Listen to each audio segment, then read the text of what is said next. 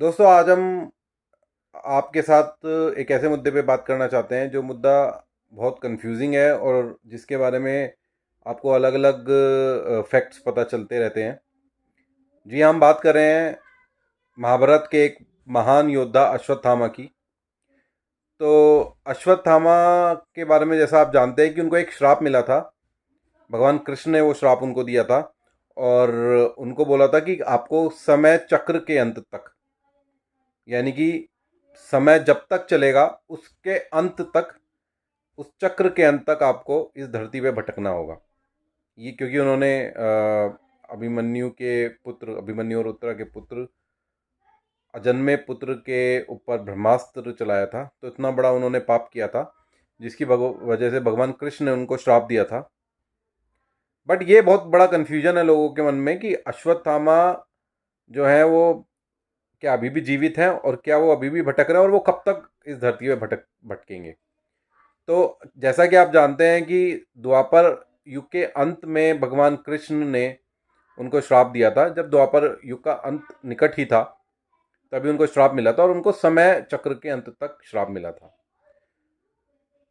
तो इस लिहाज से तो माना जाएगा कि अश्वत्थामा जी अभी भी भटक रहे हैं और वो इस काल चक्र के अंत तक भटकते रहेंगे। और काल चक्र के अंत को बहुत जगह अलग अलग तरीके से डिफाइन किया जाता है, but as per my knowledge और जितना मैंने अध्ययन किया है वेदों का और पुराणों का, समय चक्र के अंत या फिर काल चक्र का अंत बोलते हैं उस पर्टिकुलर महायुग का अंत।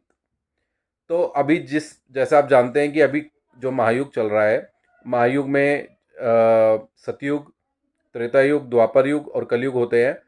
तो उनको द्वापर इसी महायुग के द्वापर युग के अंत में उनको श्राप मिला था और उनको इस कलयुग जो अभी चल रहा है, जिसमें हम अभी विराजमान है, उस कलयुग के अंत तक उनको भटकना पड़ेगा। यानी कि 4,32,000 साल का जो कलयुग है प्लस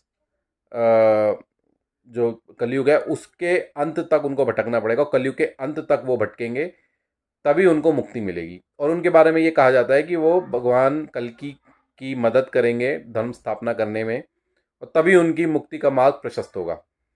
तो इस कलयुग के अंत तक वो भटकेंगे इस धरती पे और उसके बाद ही वो मुक्ति पाएंगे। तो ये मैं आपको क्लियर कर दूं कि अश्वत्थामा केवल कलयुग के लिए ही है, कलयुग में ही भटक रहे हैं और कलयुग के अंत में उनको मुक्ति मिल जाएगी। भगवान कल की उनको मुक्ति दे देंगे और वो अपने धाम चले जाएंगे। तो ये था अश्वत्थामा